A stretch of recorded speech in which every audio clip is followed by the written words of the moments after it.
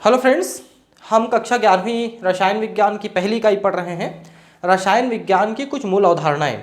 इसके पिछले तीसरे वीडियो में मैंने आपको भौतिक और रासायनिक गुणों का मापन पढ़ाया है, जिसमें सारे एसआई यूनिट्स को आपको बताया है। अब हम इसमें आगे बढ़ रहे हैं, द्रव्यमान और भार। तो जिस तरह से हमने पहले बात की है कि हम जो वजन तौलते हैं किसी वेइंग मशीन से, उसमें हम द्रव्यमान तौलते हैं, क्योंकि द्रव्यमान फिक्स रहता है और उसका यूनिट केजी है, किलोग्राम। जैसे आप कहते हो कि मैं 50 किलो का हूँ, ऐसा। और भार क्या है? तो किसी वस्तु पे जो गुरुत्वाकर्षण बल लगता है पृथ्वी के द्वारा, या किसी और ग्रह में आप चले जाएं वहाँ पर, उसे हम उसका वेट कहते हैं, उसका वजन कहते हैं। तो एक्चुअली हम लोग वजन नहीं नापते, वेट नहीं नापते हैं, हम द्रव्यमान नापते हैं। मतलब अगर आप धरती पे किसी एक वेइंग मशीन को यूज़ करो, उससे आप अपना वेट निकालो, वेट नहीं एक्चुअली मास निकालो, जैसे 60 किलो के आप हो। सेम वेइंग मशीन को लेकर के आप चंद्रमा में चले जाओ, भले ही वहाँ गुरुत्वाकर्षण जो है वो 1/6 है, तो वहाँ भी आपका जो वजन है वो 60 किलो ही दिखाएगा। ठीक है, क्योंकि वही वेइंग मशीन है, उस पर वही गुरुत्वाकर्षण बल लग रहा है जो आपके ऊपर लग रहा है, इसलिए वो उतना ही दिखाएगा। आप समझिए इस बात को। और हमने यूनिट भी देखा है कि उसका यूनिट जो है द्रव्यमान है। द्रव्यमान का यूनिट जो है वो केजी है, तो उसको हम सेम यहाँ पर यूज कर रहे हैं। किसी पदार्थ का द्रव्यमान उसमें उपस्थित द्रव्य की मात्रा है, जबकि किसी वस्तु का भार उस पर लगने वाला गुरुत्व बल है। यही बात मैं बताया आपको कि द्रव्यमान जो है फिक्स है, क्योंकि उसमें द्रव्य की कितनी मात्रा है ना, ये है। जैसे मैं 60 किलो का हूँ मान लो, तो मेरे के अंदर 60 किलो का जो द्रव्य भरा हुआ है वो हमेशा उतना ही रहेगा। द्रव्य जितना है उतना ही रहेगा। अगर मैं चंद्रमा में चले जाऊंगा तो मेरा द्रव्य कम हो जाएगा क्या? शरीर दुबला हो जाएगा क्या, या मोटा हो जाऊंगा क्या? ऐसा नहीं होता। जबकि जो है किसी वस्तु का भार जो है गुरुत्व बल है उस पर जो लग रहा है, जैसे मेरे ऊपर जो गुरुत्व बल लग रहा है धरती के द्वारा, वो मेरा भार है। ठीक है। किसी पदार्थ का द्रव्यमान स्थिर होता है, परंतु उसका भार गुरुत्व में परिवर्तन कारण से एक स्थान से दूसरे स्थान पर अलग अलग हो सकता है। मेरा द्रव्यमान यहाँ 60 किलो है, चंद्रमा में भी 60 किलो है, लेकिन मान लो मेरा भार जो है यहाँ पर मान लो कि 60 न्यूटन का भार यहाँ पर लग रहा है, द्रव्य बल लग रहा है। तो अगर मैं चंद्रमा में चले जाऊँ तो मेरा 1/6 लगेगा, मतलब 10 लगेगा। यहाँ पर 60 लग रहा है तो चंद्रमा में 10 लगेगा वो जो बल है। इसीलिए मैं वहाँ पर उछलूंगा तो मैं ज़्यादा जोर से उछल सकता हूँ, ज़्यादा ऊपर तक उछल सकता हूँ। चंद्रमा में मैं 6 गुना ज़्यादा ऊपर तक उछल सकता हूँ और 6 गुना धीरे नीचे गिरूंगा मैं, ऐसा है। आपको इन दोनों शब्दों के प्रयोग पर विशेष ध्यान रखना चाहिए, ऐसा लिखा है, और ये तो हम रखेंगे ही आगे चल के कि हम क्या चीज़ निकाल रहे हैं। प्रयोगशाला में किसी पदार्थ के द्रव्यमान के अधिक यथार्थपूर्वक मापन के लिए वैश्लेषिक तुला का उपयोग किया जाता है। देखिए, एनालिटिकल ये तुला है, वेइंग मशीन है। इसमें आप जब किसी का द्रव्यमान नापते हैं तो वो जैसे मान लो 2.3231 ऐसा, मतलब दशमलव के 4 भाग तक आप इसमें सही ढंग से माप सकते हो। ठीक है, इसको हम वैश्लेषिक तुला कहते हैं। तो इसमें हम द्रव्यमान नाप रहे हैं, हम किसी भी तुला के द्वारा द्रव्यमान ही नापते हैं। आप ध्यान रखेंगे, आपका वजन नापने वाला कोई भी चीज़ है वो द्रव्यमान नाप के ही देता है। तो इसमें ये जो दो हैं ये उसके पैन है, जिसमें हम किसी चीज़ को रखते हैं। मान लो इधर हम एक वजन रख दिए या इधर हम सामान रख दिए, ऐसा। ठीक है। और फिर ये राइडर है जो इधर उधर खिसका के हम पॉइंटर को एकदम ठीक बैलेंस करते हैं, और इधर का जो पॉइंटर है वो आपको दिखाएगा कि कितना वजन इसमें है, ऐसा। तो वैसे थोड़ा बहुत अंतर के साथ कई प्रकार का वैश्लेषिक तुला यानी एनालिटिकल वेइंग मशीन यहाँ पर मिलता है, लेकिन जो आपके लेबोरेटरी में है वो आप देख सकते हैं अगर आपकी स्कूल में है ये तो। ठीक है, और ये बहुत ही अच्छे ढंग से आपको वे करके देता है, वहाँ पर द्रव्यमान नाप के देता है। दूसरा चीज़ ये है कि जो कंपनी इसको बनाती है, इनको कई स्तरों पे इनका टेस्ट करती है, इनका परीक्षण करती है, ताकि आपको जब ये कोई रिजल्ट दे नाप करके या तौल करके, तो आपको एकदम करेक्ट रिजल्ट दे। उसी को आगे भी लिखा है, जैसे तालिका 1.1 में दिया गया है, द्रव्यमान का एसआई मात्रा किलोग्राम है, यही आप नापते हो। लेकिन किलोग्राम प्रयोगशाला के स्तर पर छोटा मात्रक है। जैसे मान लो आपको थोड़ा सा एक चुटकी कोई केमिकल लेना है, तो आप उसको 0.00001 ग्राम लिया हूँ ऐसा बोलोगे तो 1 किलोग्राम, इतना 0.00001 किलोग्राम लिया हूँ बोलोगे तो ये बहुत ऑड टाइप का ये नंबर हो जाएगा। इसलिए हम लेबोरेटरी में किलोग्राम की बजाय ग्राम लेते हैं, और ग्राम भी बहुत ज़्यादा हो जाता है तो मिलीग्राम लेते हैं, वो भी ज़्यादा हो जाता है तो हम वहाँ पर माइक्रोग्राम तक लेते हैं, नैनोग्राम तक लेते हैं। ठीक है, तो इस तरह से हम कई यूनिट का प्रयोग करते हैं, छोटे यूनिट्स का लेबोरेटरी में। लेकिन जब आप किसी बल्क मटेरियल की बात करते हो, जैसे आपने एक ट्रक में, बड़े से ट्रक में आपने बहुत सारा अनाज वगैरह भर दिया है, अब आप उसको केवल किलोग्राम में बताओगे तो बहुत ज़्यादा हो जाएगा, तो हम उसको फिर क्विंटल्स में बताते हैं। एक क्विंटल मतलब 100 किलोग्राम होता है, आपको पता होगा 100 किलोग्राम का एक क्विंटल होता है। या फिर हम उससे भी बड़ा लेते हैं तो टन बोलते हैं, टन, क्योंकि 10 क्विंटल का एक टन हो जाता है ना। तो जो ट्रकें हैं वो ये 1 टन, 2 टन, 5 टन, 10 टन तक के ट्रकें होती हैं, जो इतने सारे और ज़्यादा मतलब 40-50 टन तक की ट्रकें होती हैं ना, तो वो उतने टन, एक टन में 10 क्विंटल और एक क्विंटल में 100 किलो ऐसा होता है। तो ये बड़े मात्रकें हैं जो हम यूज़ कर सकते हैं, लेकिन लेबोरेटरी में छोटे जैसे ग्राम है, मिलीग्राम है। देखिए मैं आपको अब इसमें थोड़ा सा वो बता दूँ, जैसे आपने 1 ग्राम कहा, तो 1 ग्राम का अगर हम 1000 से डिवाइड कर दें तो ये हो जाएगा मिलीग्राम। ठीक है, और मिलीग्राम का फिर से 1000 से डिवाइड कर दें तो ये माइक्रोग्राम हो जाएगा, और फिर से 1000 से डिवाइड कर दें तो ये नैनोग्राम हो जाएगा। ठीक है, तो जैसे कि ग्राम है तो ग्राम का 10⁻³ ये हो जाएगा मिलीग्राम, और 10⁻⁻6 हो जाएगा ये माइक्रोग्राम, और 10⁻⁻9 हो जाएगा नैनोग्राम 1 ग्राम का। मतलब अगर ग्राम को ही हम सीधे डिवाइड करें नैनोग्राम में तो 9 जीरो आपको लगाने पड़ेंगे, ऐसा हो जाएगा। ठीक है, इस तरह से यूज़ करते हैं। प्रयोगशाला में इससे छोटे मात्रा ग्राम, 1 किलोग्राम में 100 ग्राम होता है, ये तो 1000 ग्राम होता है, ये तो आपको पता है, का प्रयोग किया जाता है, क्योंकि रासायनिक अभिक्रियाओं में रासायनिक पदार्थों की थोड़ी मात्रा का उपयोग किया जाता है। अब मैं आपको एक्चुअली चीज़ बताऊं तो ये ग्राम भी बहुत बड़ी यूनिट है प्रयोगशाला के लिए, क्योंकि प्रयोगशाला में बहुत सारे ऐसे केमिकल्स होते हैं जो बहुत महंगे आते हैं, बहुत कीमत होती है उनकी। जैसे मान लो आप गोल्ड से रिलेटेड कोई केमिकल लेते हो, या सिल्वर से रिलेटेड लेते हो, या मरकरी से रिलेटेड लेते हो, वो महंगे केमिकल्स होते हैं, तो आप उनको ग्राम में भी यूज़ नहीं कर सकते, क्योंकि आज के रेट में, आज जो है 25 अप्रैल के आसपास हो रहा है ये 2020, आज के डेट में अगर आप 1 ग्राम गोल्ड की कीमत निकालोगे ना तो करीब करीब वो हो जाता है 5000 रुपये का, तो आप उतना भी यूज़ नहीं कर सकते। तो आप क्या करते हो, उसको मिलीग्राम, माइक्रोग्राम, नैनोग्राम में यूज़ करते हो। ठीक है, तो और छोटे यूनिट का भी हम प्रयोग करते हैं प्रयोगशाला में, जैसा मैंने बताया, है ना। तो जैसा हमने तालिका 1.1 का अध्ययन किया था, यहाँ पर इससे पहले ये एक लिखा था कि तालिका 1.1 में आपने ऐसा पढ़ा लिखा है, इसलिए मैंने तालिका फिर से लगा दिया है। इसके बारे में आपको पहले पढ़ा चुका हूँ कि लंबाई के लिए एल है, मीटर द्रव्यमान का किलोग्राम है, समय का सेकंड है, विद्युत धारा का एम्पियर है, केल्विन टी उष्मा गति के तापक्रम के लिए है, पदार्थ की मात्रा मोल में, और ज्योति तीव्रता ये कैंडेला में, आई न्यू, ये न्यू लिखा है ना, ध्यान रखना, आई न्यू, ये सब चीज़ें मैं पहले पढ़ा चुका हूँ आपको, तो ज़्यादा इसमें मैं अब बात नहीं करूँगा। अब हम बात करेंगे आयतन की। ठीक है, आयतन, तो आयतन क्या है, लंबाई, चौड़ाई, ऊंचाई, इन तीनों को मल्टीप्लाई कर दोगे किसी चीज़ का आयतन निकल आता है, बहुत सिंपल है। तो इसमें लंबाई को भी मीटर में, चौड़ाई को भी मीटर में, ऊंचाई को भी मीटर में, तो मीटर क्यूब, मीटर का घात 3 ऐसा लगाते हैं। तो आयतन का कोई अलग से ऐसा यूनिट नहीं है, बल्कि जो लंबाई का ऐसा यूनिट है उसी से हम इसको निकालते हैं। ठीक है, किसी पदार्थ द्वारा घेरे हुए स्थान को आयतन कहते हैं। ये तो ठीक है, आपका भी आयतन है, मेरा भी आयतन है, हर एक पदार्थ का आयतन है, वो घेरा हुआ है, चाहे वो लिक्विड है, गैस है, सॉलिड है, कोई भी चीज़ है। आयतन के मात्रक लंबाई के घात 3 आप देख सकते हैं होता है। क्यों लंबाई, क्योंकि लंबाई, चौड़ाई, ऊंचाई ये तीनों चीज़ें होती हैं इसमें, तो लंबाई के लिए यही इस्तेमाल करते हैं तीनों के लिए, है ना।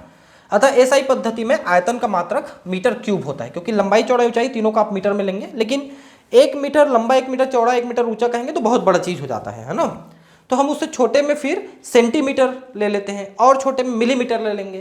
तो जितना छोटा आप लेते जाओगे, अभी आप देखिए, जैसे कि आपको ये फिगर दिखाता हूँ मैं, इस फिगर को देखिए, ये आयतन, इसको आप ठीक से समझ पाएंगे। ठीक है, ये 1 मीटर लंबा है, ऊंचा है, 1 मीटर चौड़ा है, 1 मीटर ऊंचा है, मतलब लंबाई, ऊंचाई, चौड़ाई तीनों 1 मीटर है इसकी। ठीक है, अब इसको ये छोटे छोटे भागों में बांटा हुआ है। कैसे छोटे भागों में बांटा हुआ है, तो लंबाई को भी 10 भागों में, 10 तो ब्लॉक है, देख सकते हैं 10 ब्लॉक के बॉक्स है, ऊंचाई को भी 10 में, और ये ऊंचाई, लंबाई, चौड़ाई तीनों को ऐसे 10 पार्ट में बांटा हुआ है। तो अब देखिए, इसमें किसी एक बॉक्स की आप देखिए लंबाई जो है ये 1 सेंटीमीटर है, ठीक है। इस पूरे बॉक्स की लंबाई 10 सेंटीमीटर है, ध्यान रखेंगे, ठीक है। अब एक बॉक्स की 1 सेंटीमीटर है, ये देखिए, तो एक बॉक्स की लंबाई चौड़ाई ऊंचाई यानी आयतन आप निकालोगे तो 1 सेंटीमीटर लंबा, 1 सेंटीमीटर चौड़ा, 1 सेंटीमीटर ऊंचा, ये 3 चीजें हैं, ठीक है।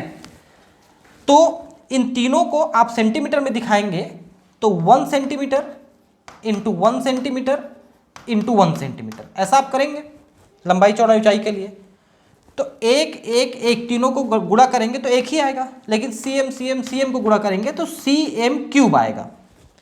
इसलिए पूरे एक बॉक्स का यहां पर अंदर में जो एक बॉक्स है इसका आयतन हुआ 1 सेंटीमीटर क्यूब, इसका आयतन हुआ, ठीक है। अब मान लो आप पूरे का निकालना चाहते हो, पूरे एक बॉक्स का, तो इसकी लंबाई चौड़ाई ऊंचाई कितना है, 10 सेंटीमीटर गुणित 10 सेंटीमीटर गुणित 10 सेंटीमीटर, ऐसा आप निकालेंगे क्योंकि ये पूरे बॉक्स का है, बड़ा बॉक्स का। तो 10 10 10 का हो गया 1000, ठीक है, और सेंटीमीटर क्यूब हो गया ये, तो 1000 सेंटीमीटर क्यूब ये हुआ, ठीक है। अब ध्यान रखिए इस चीज को कि सेंटीमीटर क्यूब, इसको सीसी भी बोलते हैं, इसके बराबर होता है ml, मिलीलीटर। 1 सेंटीमीटर क्यूब के बराबर 1 मिलीलीटर, और 1000 मिलीलीटर के बराबर होता है 1 लीटर। अब ध्यान से देखिए क्या बता रहा हूं मैं आपको, centimetre cube, 1 centimetre cube 1 ml के बराबर, और 1000 ml के बराबर 1 लीटर। तो ये देखिए 1000 सेंटीमीटर क्यूब बराबर 1000 ml और 1000 ml बराबर 1 लीटर। तो ये जो पूरा है देख सकते हैं 1000 सेंटीमीटर क्यूब, ठीक है, ये हुआ जो कि 1000 ml के बराबर है और ये 1 लीटर के बराबर है, ठीक है। अब ये जो है 1 लीटर जो है 1 डेसीमीटर क्यूब माना जाता है। क्यों पता है? क्योंकि ये 1 मीटर क्यूब का 10वां हिस्सा है। अब देखिए ध्यान से, जैसे यहां पर हमने 10 सेंटीमीटर लिया है, अगर हम इसको 100 सेंटीमीटर लेते तो 1 मीटर होता ना, तो 1 मीटर का 10वां हिस्सा लिया है हमने, इसलिए यहां पर डेसीमीटर लिखा है। डेसी का मतलब होता है 10वां हिस्सा, ठीक है। तो इस पूरे बॉक्स का जो कि 1000 सेंटीमीटर क्यूब है उसको 1000 ml कहा। 1000 ml 1 लीटर के बराबर है और 1 लीटर 1 डेसीमीटर क्यूब के बराबर है, क्योंकि हर बार आपने मीटर का 10वां हिस्सा लिया है। लंबाई चौड़ाई ऊंचाई मीटर के 10वें हिस्से में है, इसलिए, ठीक है। तो चलिए अब इसको एक बार वापस आते हैं अपन, यहां पर क्या लिखा है आगे और पढ़ते हैं, ठीक है। द्रव्यों के आयतन को मापने के लिए प्रायः लीटर मात्रक का उपयोग किया जाता है, जो एसआई मात्रक नहीं है, क्योंकि एसआई मात्रक है मीटर क्यूब, ठीक है, वो लीटर नहीं है एसआई मात्रक, ध्यान रखेंगे आप। 1 लीटर के बराबर 1000 ml होता है और 1 ml के बराबर होता है 1 ml के बराबर होता है 1 सेंटीमीटर क्यूब, जिसको सीसी भी बोल देते हैं, सेंटीमीटर क्यूब, सीसी ऐसा। तो फिर से बता रहा हूं, 1 लीटर बराबर 1000 ml बराबर 1000 सेंटीमीटर क्यूब बराबर 1 डेसीमीटर क्यूब, क्योंकि इतने को निकालने के लिए हमने 1 मीटर क्यूब का 10वां हिस्सा लिया था। 1 मीटर गुणित 1 मीटर गुणित 1 मीटर, इसका होता 1 मीटर क्यूब, लेकिन हमने 1 मीटर का 10वां हिस्सा लिया 10 सेंटीमीटर, इस 1 मीटर का भी 10वां हिस्सा लिया 10 सेंटीमीटर, इस 1 मीटर का भी 10वां हिस्सा लिया 10 सेंटीमीटर, ठीक है। तो ये हो गया 1000 सेंटीमीटर क्यूब, जो कि 1 मीटर क्यूब का 10वां हिस्सा है, इसलिए हम इसको कहते हैं decimetre cube. 1 decimetre cube, 1 decimetre cube हुआ ये, 1000 सेंटीमीटर क्यूब 1 डेसीमीटर क्यूब के बराबर हुआ, क्योंकि हमने 1 मीटर की जगह हर बार 10 सेंटीमीटर लिया है, जो कि 1 मीटर का 10वां हिस्सा है, और डेसी का मतलब 10वां, समझ लीजिए। अब प्रयोगशाला में द्रव्यों या विलयनों के आयतन को मापने के लिए असांकित सिलेंडर, ब्यूरेट, पिपेट आदि का उपयोग किया जाता है। चलिए अब एक चीज और दिखा देता हूं आपको, ये इतनी सारी चीज़ों का हम प्रयोग कर सकते हैं। यहाँ पर है ये अंशांकित सिलेंडर, ठीक है, अंशांकित, ध्यान रखेंगे कि शब्दों का, ठीक है। इसमें क्या किया है देखिए, ये जो है कांच का, ग्लास का एक ऐसा सीधा सा एक ट्यूब जैसा होता है, ठीक है। कितना बड़ा ट्यूब होता है, तो ये छोटे से लेकर के बड़े तक और चौड़े तक होता है। छोटे वाले में 100 ml तक का होता है, थोड़ा बड़ा लेंगे तो 500 ml यानी आधा लीटर का होता है, और थोड़ा बड़ा लेंगे तो 1 लीटर का होता है, और बड़े बड़े भी होते होंगे जिसमें 5 लीटर 10 लीटर भी आता होगा, ठीक है। कभी कभार आप इसको ये देख सकते हैं, जो पेट्रोल पंप वाले हैं वो लोग ऐसे डीजल वगैरह नापने के लिए भी ऐसे रखे रहते हैं, इस टाइप का एक, वो प्लास्टिक का रखे रहते हैं लेकिन, ठीक है। तो ये अंशांकित सिलेंडर है, आप इसमें देख सकते हैं ये ml के लिए है, 100 ml के लिए, मतलब छोटा सा, इतना बड़ा रहेगा ये वाला जो फोटो है, इतने बड़े ये अंशांकित सिलेंडर का फोटो है ये, ठीक है। और मैंने बताया कि बड़ा वाला भी होता है जो 1 लीटर का होता है। तो इसमें ऐसे ये अंश बने होते हैं जिसमें 100 ml तक जो है बना हुआ है, 10 ml 20 ml से लेकर के। इसका प्रयोग हम क्या करते हैं, नापने के लिए, कि मान लो आपको 100 ml 20 ml 30 ml लेना है, तो आप इसमें नापिए, और मान लो 3-4 प्रकार की चीज़ें लेकर के मिलाना है आपको। मान लो आपको एक अल्कोहल लेना है ना, एक पानी लेना है, और शक्कर लेना है या नमक लेना है, इन सबको मिलाना है आपको। तो आप क्या करेंगे, इसमें से नाप के आप लिक्विड को भरेंगे और तौल करके आप शक्कर को भरेंगे। किसमें भरेंगे, आयतन मापी फ्लास्क। ये एक फ्लास्क है, तो एक्चुअली मापी नहीं है, ये मिलाने के लिए यूज़ होता है। क्यों मिलाने के लिए यूज़ होता है, क्योंकि आप देख सकते हैं नीचे चौड़ा है, ऊपर पतला है, और फिर ये ऊपर बंद करने का है। तो आप ऐसा करके आप इसको ऐसे ऐसे हिला करके मिलाएंगे कोई चीज़, तो इसमें से गिरता नहीं है ना, आसानी से मिल जाता है। तो ऐसे ऐसे हिलाकर मिलाने के लिए इसको यूज़ करते हैं। ये पिपेट है और ये ब्यूरेट है। पिपेट को क्या करते हैं, जैसे मान लो कोई लिक्विड, पिपेट छोटे से लेकर बड़े तक होता है, माइक्रो पिपेट भी होता है और थोड़ा सा बड़ा पिपेट भी होता है। तो उसमें माइक्रो लीटर से लेकर के मिलीलीटर से लेकर के और थोड़े ज़्यादा तक आप खींच सकते हो। तो ऐसे पिपेट को ऐसे लिक्विड में डुबा के ऐसे धीरे से ऐसे खींचते हैं उसमें से लिक्विड, तो लिक्विड ऊपर चढ़ता है, फिर एक वहाँ पर मार्क रहता है, वहाँ तक ला करके फिर किसी चीज़ में उसको छोड़ देते हैं, तो उतना लिक्विड हमको मिल जाएगा फिक्स। और ये बहुत अच्छे ढंग से नाप के देता है आपको, मतलब इसमें से नापा हुआ जो लिक्विड है उसका अमाउंट जो है, वॉल्यूम जो है वो एकदम फिक्स रहेगा, आपको उसमें गड़बड़ी नहीं होगा। तो पिपेट इसके लिए यूज़ किया जाता है, थोड़े बहुत अमाउंट के लिए, एक बार 2 बार खींचने के लिए, है ना। एक ब्यूरेट है, ब्यूरेट भी लगभग इसी टाइप का चीज़ है, लेकिन इसमें क्या करते हैं अपन, इसको एक स्टैंड में ऐसे फिक्स कर देते हैं, एक स्टैंड में इसको लगा करके रख देते हैं, ठीक है। और इसमें कोई लिक्विड भर देते हैं, जो लिक्विड हमको लेना रहता है बार बार, है ना। यहाँ पर एक वाल्व लगा हुआ है। अब ये से जो है ml दिया है, 1 2 3 4 उल्टा छपा हुआ है, आप देख सकते हैं 50 ml तक का है।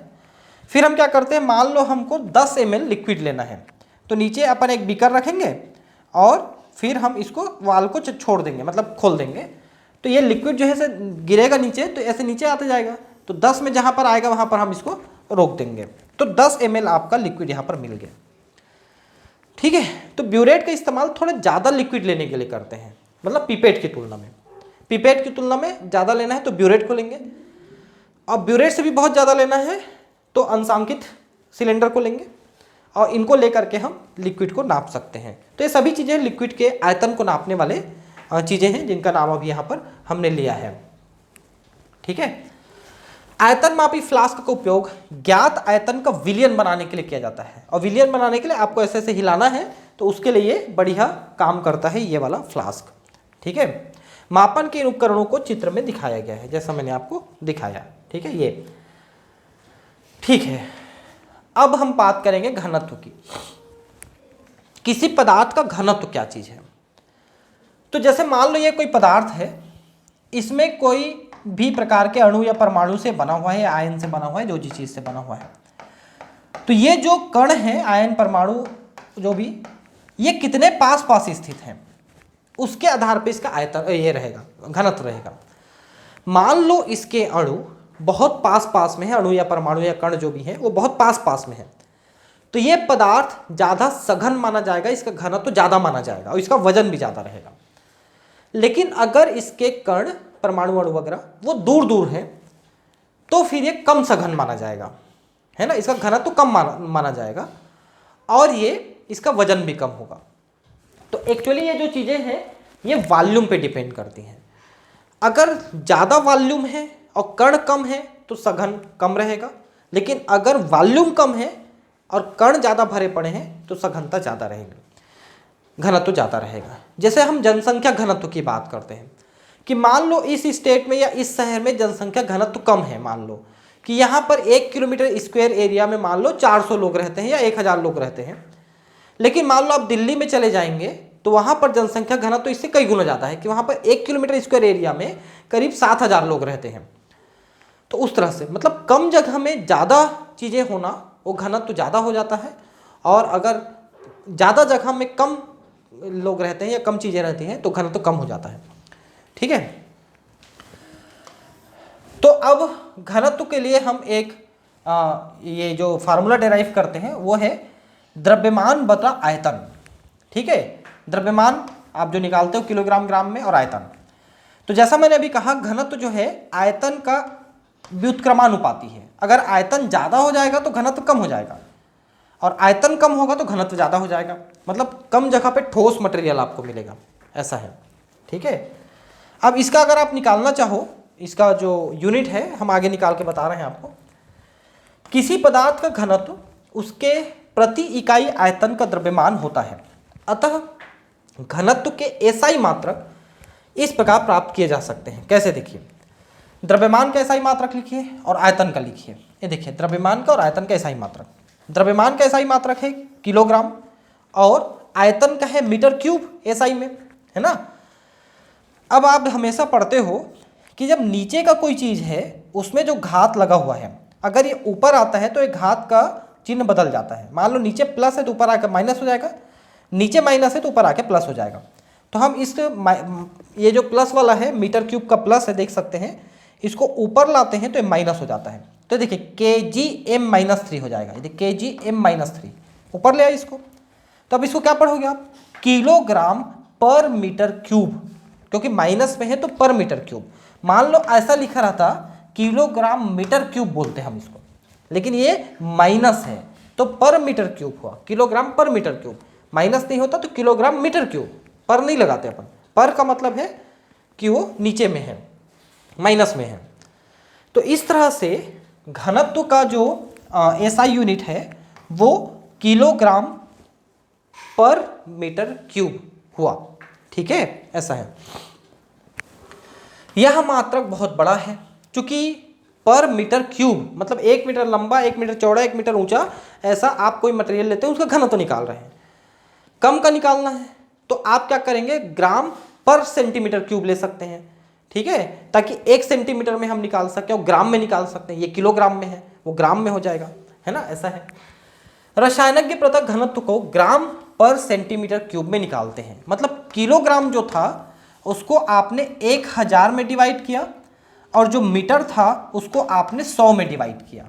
इन दोनों को लेकर के आपने ग्राम बनाया और सेंटीमीटर बनाया, और इसको ले लिया आपने। द्रव्यमान को ग्राम में और आयतन को सेंटीमीटर क्यूब में व्यक्त किया है आपने।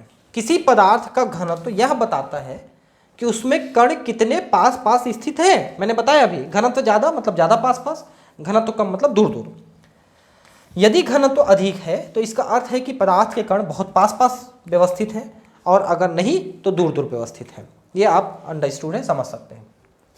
ठीक, अब हम बात करेंगे तापमान की, टेम्परेचर। ठीक है, तापमान नापने के लिए आप थर्मामीटर का प्रयोग करते हो। थर्मामीटर यहाँ पर या तापमान के लिए हम 3 यूनिट को जनरली लेते हैं। एक हम एसआई यूनिट लेते हैं, केल्विन।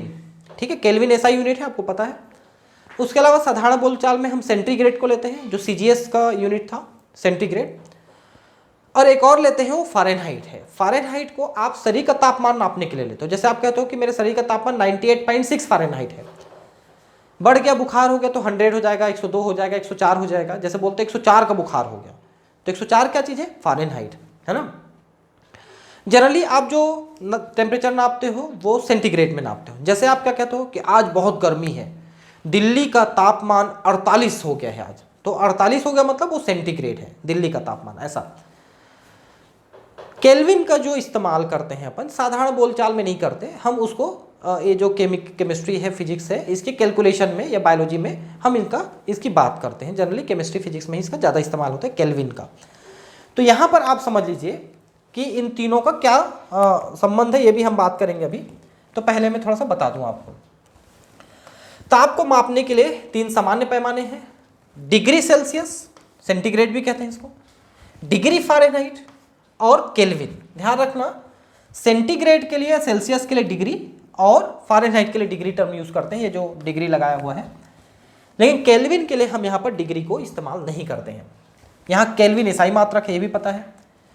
इन पैमानों पर आधारित तापमापियों को चित्र 1.8 में दिखाया गया है। ये हम अभी बात करेंगे, थोड़ा सा पहले पढ़ा दूं मैं आपको, फिर बात करते हैं।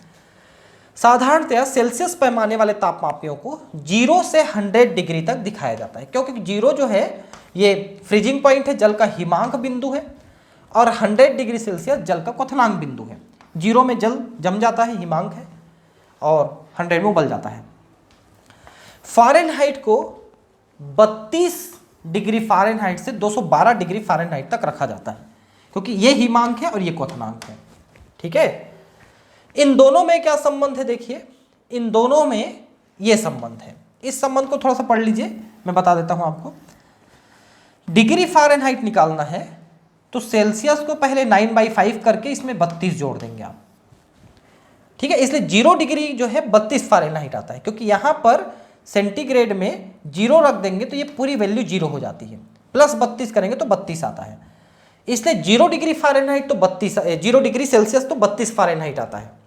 लेकिन फिर बाकी और ऊपर निकालेंगे तो इस फार्मूले में रख के आपको निकालना पड़ेगा।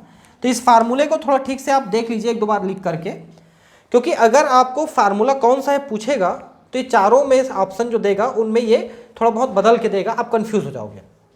तो फ़ारेनहाइट का मतलब है 9/5C + 32, इस फार्मूले को ध्यान रखेंगे। ठीक है, और केल्विन के लिए हम क्या करते हैं, हम सेंटीग्रेड में 273 जोड़ देते हैं, 273 जोड़ देते हैं, 273.15 है एक्चुअली। तो 273.15 हम सेंटीग्रेड में कभी भी जोड़ेंगे तो केल्विन आ जाएगा। इसके लिए आपको फार्मूला को ज़्यादा रटने की जरूरत नहीं, बहुत सिंपल है कि केल्विन जो है हमेशा सेंटीग्रेड से 273 ऊपर रहता है। जैसे 0 सेंटीग्रेड कहेंगे तो 273 केल्विन हो जाएगा, ऐसा है। अब चलिए इसको पढ़ते हैं।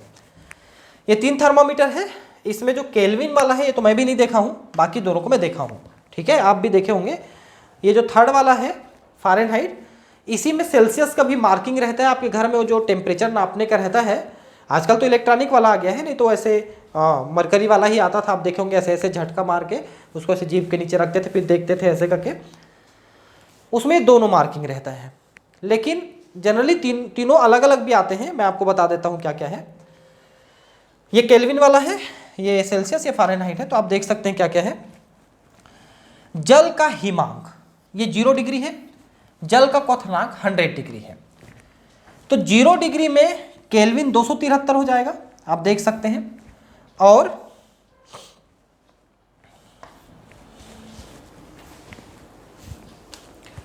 जीरो डिग्री में जल का हिमांक है तो ये केल्विन में 273 हो जाएगा और इसमें 32 हो जाएगा, ये तो मैंने आपको बताया। और क्वथनांक को याद रखिए, 100 डिग्री है तो आपको पता है, इसमें 273 जोड़ दीजिए तो 373 हो जाएगा ये। और ये 212 फ़ारेनहाइट है, ये भी आप एक याद रख लीजिए। ये याद रखने वाली चीज़ें हैं ताकि आपको कैलकुलेशन करना ही ना पड़े वहाँ पर। ठीक है, अब 2 जगह और चीज़ें आती हैं जिनको हमको नापना है। एक तो है कक्ष का तापमान यानी रूम टेम्परेचर 25 डिग्री, और दूसरा होता है मानव शरीर का तापमान, ये 37 डिग्री। इन दोनों को नापना है। तो 25 डिग्री में केल्विन को 273 जोड़ दिए 298 आ जाएगा, और 37 डिग्री में 273 जोड़ दिए 310 आ जाएगा। ये इसको निकालना आसान है। फ़ारेनहाइट को निकालना है 9/5 सेंटीग्रेड + 32। तो आप देख सकते हैं कि 25 डिग्री सेल्सियस जो रूम का तापमान है उसमें हो जाता है 77, और शरीर का तापमान 98.6। ये तो आपको याद होगा शायद, क्योंकि ये जनरली थर्मामीटर वगैरह में चेक करते हैं तो बताते हैं कि भाई ये ज़्यादा हो रहा है, मतलब आपको बुखार है। कम नहीं होता जनरली, क्योंकि शरीर का तापमान अगर कम हो गया ना, उस कंडीशन को हम कहते हैं हाइपोथर्मिया। उसमें व्यक्ति की बहुत जल्दी मौत हो जाती है। और ये कंडीशन कब आता है पता है? जैसे मान लो आपको बहुत ठंडे इलाके में आप घूम रहे हो और आप बर्फीले पानी में, जिसका बहुत नीचे तापमान है, एकदम बर्फ जैसा तापमान है, उसमें आप गिर गए और आप 10, 15, 20 सेकंड तक आप नहीं निकल पाए, तो शरीर का तापमान एकदम से बाहर जाने लगता है ठंडे पानी में, हीट जो है तो एकदम शरीर का तापमान गिरने लगता है।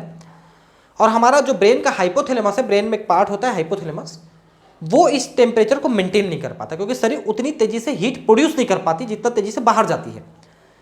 तो ब्रेन की एक्टिविटी भी डिस्टर्ब होने लगती है और धीरे से फिर व्यक्ति कोमा में चला जाता है, हाथ पैर चलाना उसका बंद हो जाता है और फिर उसकी मौत हो जाती है। तो हाइपोथर्मी में बहुत जल्दी मौत होती है। बुखार होता है, टेम्परेचर बढ़ता है, आदमी को वीकनेस चालू हो जाता है थोड़ा सा, क्योंकि ज़्यादा टेम्परेचर में भी एंजाइम्स काम नहीं करते शरीर के, वीकनेस आने लगती है, लेकिन वो जल्दी मरता नहीं है ना। बुखार में भी हो 1 आध 2 दिन 3 दिन वो जिंदा रहेगा, कितना भी तेज बुखार रहेगा, तो फिर धीरे से उसकी मौत होती है। लेकिन हाइपोथर्मिया में कुछ मिनटों में, 1-2 मिनट में ही व्यक्ति की मौत हो जाती है।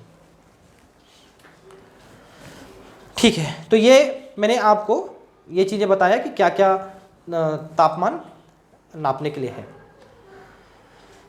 अब है संदर्भ मानक। ठीक है,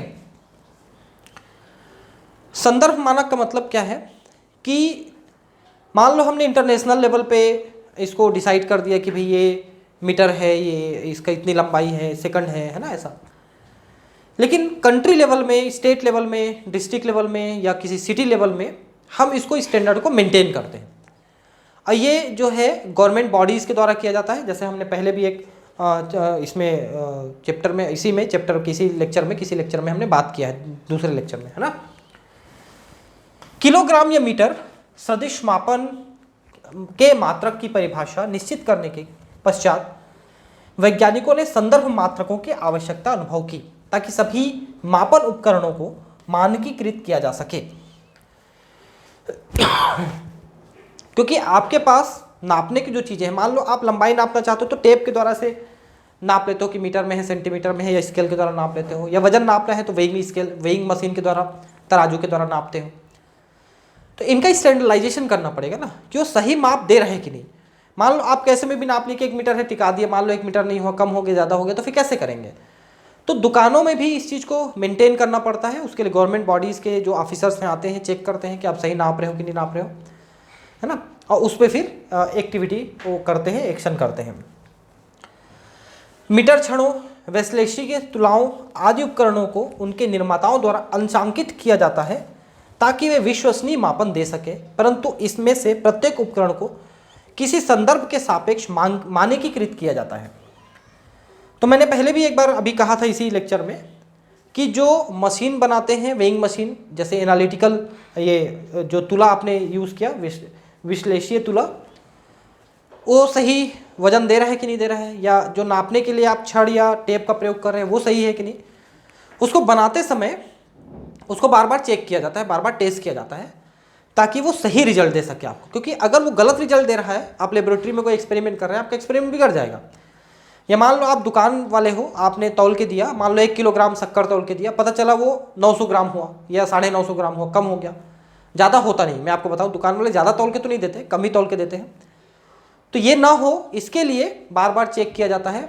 और गवर्नमेंट के भी जो ऑफिसर्स हैं वो भी आके बार बार चेक करते हैं दुकानों में कि आपका जो तुला है, आपका जो वेइंग मशीन है, तराजू है, वो सही काम कर रहे हैं कि नहीं।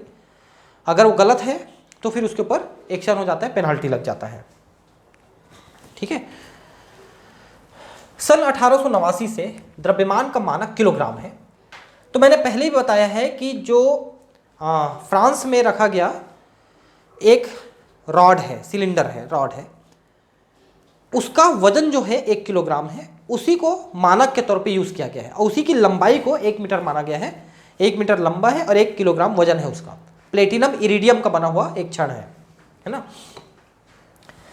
फ्रांस के सेवरस में प्लेटिनम इरिडियम सिलेंडर के द्रव्यमान के रूप में परिभाषित किया गया है। इसको मैं कई बार बता चुका अभी मैं आपको। जो भार तथा मापन के अंतर्राष्ट्रीय ब्यूरो में एक हवाबंद डिब्बे में रखा हुआ है।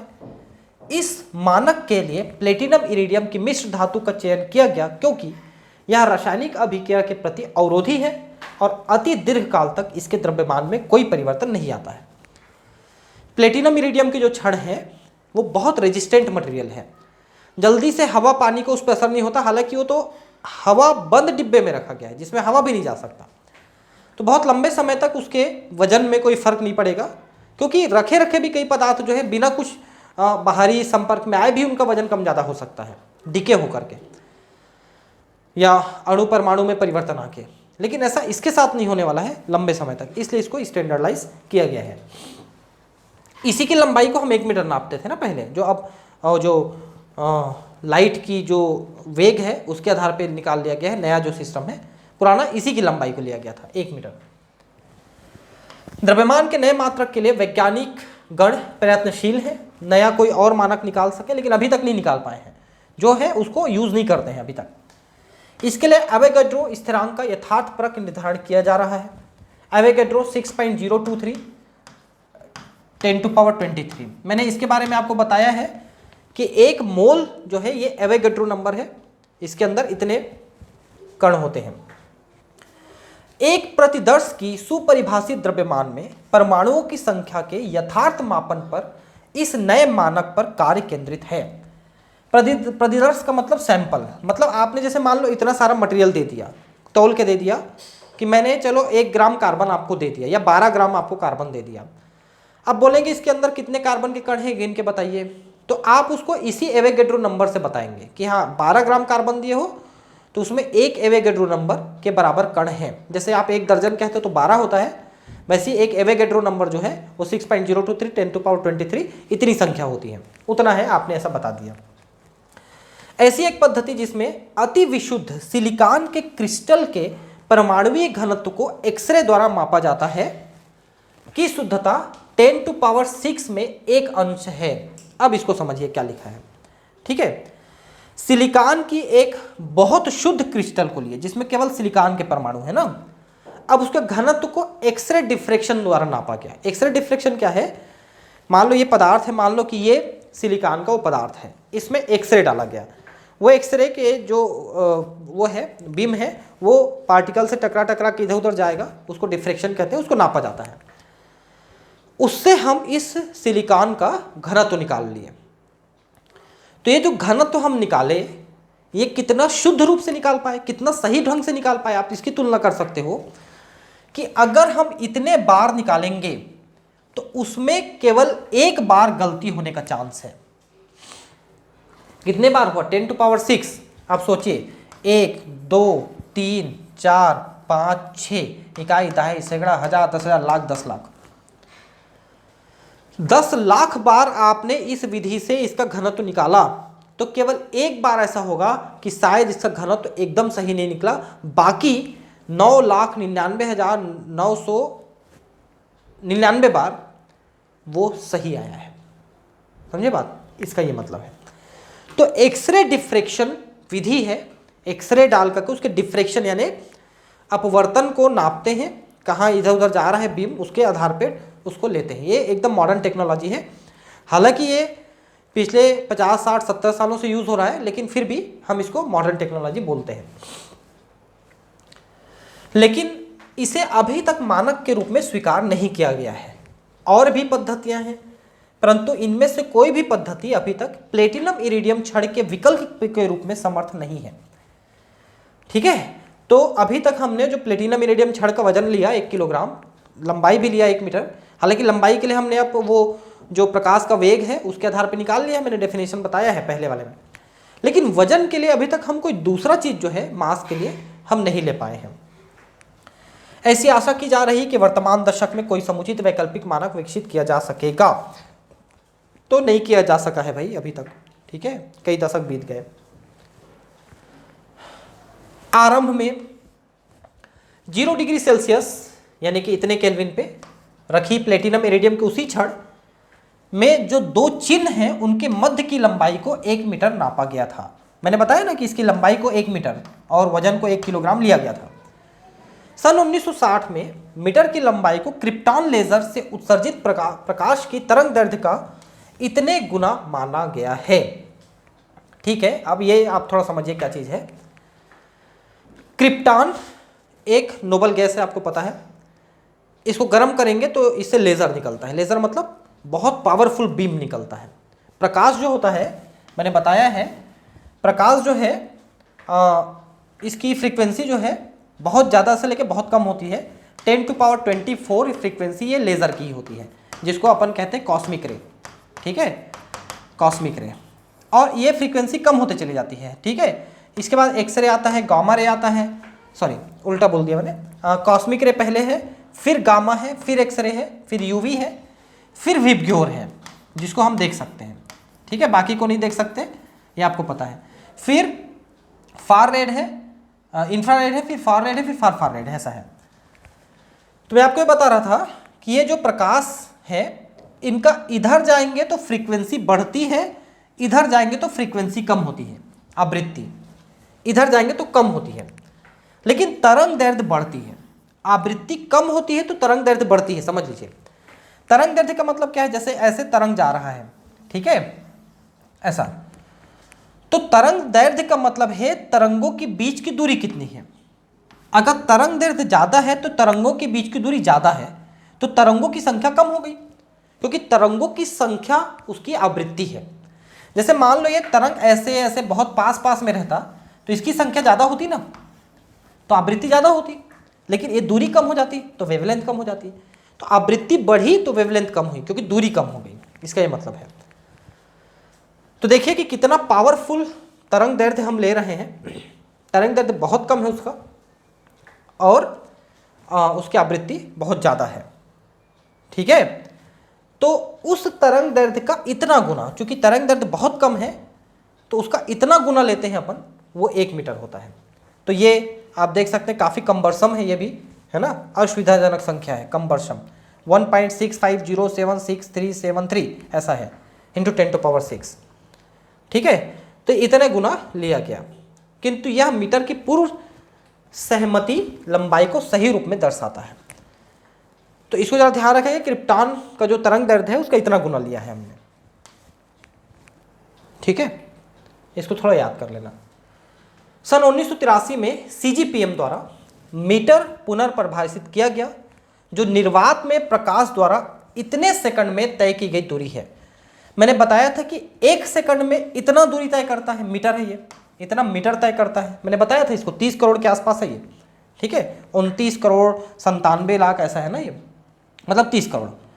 1 सेकंड में 30 करोड़ मीटर तय करता है, तो 1 मीटर तय करने में जितना समय लगेगा वो 1 मीटर है, मतलब सॉरी मतलब इतने 1 बटा इतने मीटर को आप करोगे तो वो 1 मीटर हो जाएगा, ऐसा है, ठीक है। 1 सेकंड में इतने मीटर, तो 1 बटा इतने करेंगे तो 1 मीटर की दूरी निकल आएगी आपको। लंबाई और द्रव्यमान की भांति अन्य भौतिक राशियों के लिए भी संदर्भ मानक हैं, ठीक है। वो संदर्भ मानकों के लिए मैंने एक पूरा चार्ट में आपको पढ़ा दिया है कि क्या क्या संदर्भ मानक है वहाँ पर, ठीक है। यह जानना रुचिकर होगा कि 0 डिग्री से कम ताप अर्थात ऋणात्मक मान सेल्सियस पैमाने पर तो संभव है, परंतु केल्विन पैमाने पर ताप का ऋणात्मक मान संभव नहीं है। क्या लिखा मैं आपको बता देता हूं, देखिए क्या है।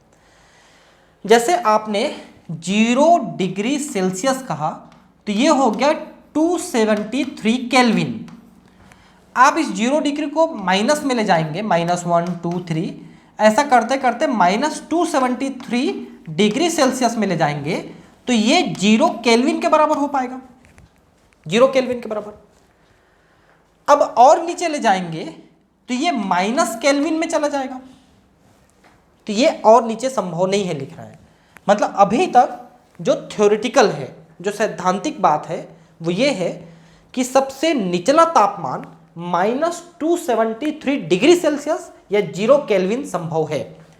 हालांकि अभी तक पृथ्वी में इतना तापमान भी नीचे से नीचे नहीं ले जाया जा सका है, अभी तक -150 डिग्री सेल्सियस के आसपास ले जाया जा सका है, इतना भी नहीं ले जाया जा सका है। लेकिन वैज्ञानिक मानते हैं कि इतना ले जा सकते हैं किसी विधि से आगे करके, लेकिन उससे और नीचे नहीं ले जा सकते। 0 केल्विन से नीचे -1 केल्विन भी संभव नहीं है कभी भी, ऐसा वैज्ञानिकों अभी तक का मानना है, ठीक है। अब है मापन में अनिश्चितता, ठीक है। जैसे कि एक व्यक्ति ने मापा कि ये 2.232 ग्राम है और दूसरे व्यक्ति ने नापा 2.231 है और एक व्यक्ति ने नापा 2.233 ग्राम है, ऐसा 3 व्यक्ति ने नापा। तो अनिश्चितता कितने में हुई? ये तीसरे पॉइंट पे हुई, मतलब ये जो दशमलव है इसके बाद तीसरे अंक में ये अनिश्चितता हो गई कि ये 2 लें कि 3 लें कि 1 लें, ऐसे अनिश्चितता हो गई। ये है मापन में अनिश्चितता कि जब हम बहुत सूक्ष्म तरीके से नापते हैं तो कोई एक पॉइंट वहाँ पर अनिश्चित हो जाता है और उसी को हम कहते हैं मापन में अनिश्चितता। तो इसको हम समझ लेते हैं। रसायन के अध्ययन में अनेक बार हमें प्रायोगिक आंकड़ों के साथ साथ सैद्धांतिक गणनाओं पर विचार करना होता है, क्योंकि जब हम प्रयोग करते हैं ना तो सिद्धांतिक जो चीज़ होती है उसमें थोड़ा बहुत कम ज़्यादा हो जाता है। मान लो सिद्धांत में आप लिखो कि यहाँ पर 2.323 ग्राम आएगा और आपने जब प्रयोग किया तो ये 2.322 ग्राम आ गया, 3 नहीं आया। ये अनिश्चितता है। ठीक है। संख्याओं का सरलता से संचालन करना तथा आंकड़ों को यथासंभव निश्चितता के साथ यथार्थ प्रस्तुति करने के अर्थपूर्ण तरीके भी हैं। इन्हीं मतों पर नीचे विस्तार से वर्णन किया जा सका है, विचार किया जा रहा है। ठीक है। तो हम क्या विचार करेंगे, देखिए अब जैसे वैज्ञानिक संकेत हैं, इस पे विचार करते हैं। रसायन विज्ञान परमाणुओं और अणुओं के अध्ययन से संबंधित है, जिनके अत्यंत कम द्रव्यमान होते हैं और अत्यधिक संख्या होती है। भाई आप थोड़े से मटेरियल ले लेते हैं तो उसमें कितने ज़्यादा अणु और परमाणु हो सकते हैं, आप अंदाज लगाइए, बहुत ज़्यादा हो सकते हैं। ठीक है। अब वहाँ पर देखिए, जैसे कि मान लो आपने 2 ग्राम हाइड्रोजन लिया, उस 2 ग्राम हाइड्रोजन में कितने अणु हैं, तो इतने अणु हैं। देखिए 6 6 2 2, उसके बाद 20 जीरोस हैं, 20 टू 0 हैं, 20 जीरोस हैं। एक बहुत बड़ी संख्या हो गई। ठीक है। मतलब 2 ग्राम हाइड्रोजन में इतने अणु हैं और एक परमाणु है, अणु परमाणु है। अब हम एक परमाणु को लें, हाइड्रोजन का एक परमाणु, और उसका द्रव्यमान निकालें तो उसका द्रव्यमान इतना निकलेगा। देखिए कितना निकला, 0 पॉइंट ऐसा करके यहाँ पर जो है 20 या 21 जीरो हैं, देख लेंगे। उसके बाद 166 ग्राम लिखा है। देखिए तो इतने सारे जीरो को आप 0 0 0 0 करते रहोगे क्या, या इसको आप 0 0 0 करते रहोगे क्या, नहीं कर सकते। तो बहुत बड़ी और बहुत छोटी संख्या जिसमें बहुत सारे जीरोज लगे हुए हैं, तो उनको पढ़ना, उनको लिखना ये डिफिकल्ट हो जाता है। इसी तरह से प्लांक नियतांक है, प्रकाश का वेग है, आवेश है कणों पर, इनको भी हम अगर 0 0 लगा के लिखना चालू करें तो बहुत बड़ी और बहुत छोटी संख्या हमको मिलने लग जाएगी। तो हम इसके लिए क्या करते हैं कि हम 10 टू पावर लगाते हैं, जिसको एक्सपोनेंट कहते हैं, घात। ठीक है। तो उस घात के आधार पे हम इसको आगे लिखेंगे। एक क्षण के लिए इतनी सारी शून्य वाली संख्याओं को लिखना और गिनना मजेदार लग सकता है, परंतु इनके साथ गणना करना आपको डिफिकल्ट हो सकता है। इन संख्याओं के साथ साथ सरल गणितीय प्रचालन जैसे जोड़ना, घटाना, गुणा करना, भाग देना सचमुच एक चुनौती है। आप वो जो 2 संख्याएं हम देखें उनको ले लीजिए, चलिए, और उनको एक दूसरे से भाग करके बताइए कि कितना हो रहा है, या गुणा करके बताइए कितना हो रहा है, तो आपको समझ में जाएगा कि हम क्या बोल रहे हैं। ऊपर दी गई किन्हीं 2 प्रकार की संख्याओं को आप लिखिए और उन पर कोई भी गणितीय प्रचालन कीजिए। गणितीय प्रचालन का मतलब गणना कीजिए, जिसे आप चुनौती के रूप में लेना चाहते हो, जिससे आप सही प्रकार से यह समझ सके कि संख्याओं के साथ कार्य करना वस्तुतः कितना कठिन है। ज़्यादा संख्या लेते हैं तो उनके साथ कार्य करना कितना कठिन है, ये आप समझ जाएंगे। इस कठिनाई को इन संख्याओं के लिए वैज्ञानिक अर्थात चरघातांकीय संकेत के रूप में उपयोग के द्वारा हल किया जा सकता है। चरघातांक क्या है कि हम 10 टू पावर लगाएंगे। इस संकेतन में किसी भी संख्या को n into 10 to power n के रूप में लिखा जा सकता है, जिसमें से n चरघातांक है ना। जो शून्य की संख्या है उसको हम 10 टू पावर में लगाते हैं। अगर दशमलव के बाद शून्य लगा है तो माइनस आ जाएगा, -9, और दशमलव के पहले कोई शून्य लगा है तो प्लस में आएगा। इसका मान धनात्मक या ऋणात्मक हो सकता है ना। मतलब क्या कि जैसे कि मान लो 1.000 ऐसा, तो इस जीरो के लिए माइनस आ जाएगा, प्लस आ जाएगा। लेकिन अगर पॉइंट से ऐसे ऐसे ऐसे 3 लिखा है तो इसके लिए फिर माइनस आएगा, ऐसा हो जाएगा। ठीक है। तो जो कैपिटल N है उसका मान 1.00 और 9.999 के मध्य कोई भी हो सकती है। N को डिजिट टर्म कहते हैं, डिजिट। ठीक है। N जो है एक संख्या है और जो स्मॉल n है ये घात है, एक्सपोनेंट है। ठीक है। अतः वैज्ञानिक संकेतन में 232.508, अब इसको लिखना चाहते हो तो आप कैसे लिखोगे, तो ये दशमलव को 2 पॉइंट लेफ्ट में ले आइए तो यह हो जाएगा 2.32508 इंटू 10⁻²। ध्यान रखें हमेशा कि दशमलव को अगर हम लेफ्ट साइड में लाते हैं तो 10 के पावर जो लिखेंगे वो प्लस में लिखेंगे, ये बढ़ता जाएगा, प्लस बढ़ता जाएगा। लेकिन अगर दशमलव को हम राइट साइड में ले जाते हैं किसी भी पॉइंट में, तो ये जो 10 के घात है ये कम होता जाएगा, माइनस में चला जाएगा।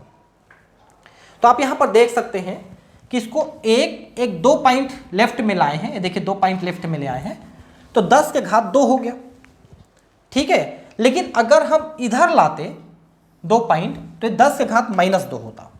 समझ रहे हैं बात को? ऐसा लिखना है आपको। ध्यान दीजिए कि ऐसा लिखते समय दशमलव को 2 स्थान बाईं ओर ले जाया गया है और वैज्ञानिक संकेतन में हो 2 10 का घात चरघातांक है, ऐसा है, वही लिखा है। चरघातांक मतलब 10 के पावर में लिखा है।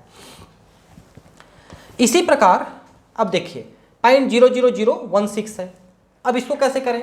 तो इसको 1 2 3 4 पॉइंट हमने राइट हैंड में ले गए हैं, 4 पॉइंट राइट, तो -4 लिखाएगा। राइट में ले जाने पे माइनस, लेफ्ट में ले जाने पे प्लस होता है, हमेशा ध्यान रखेंगे।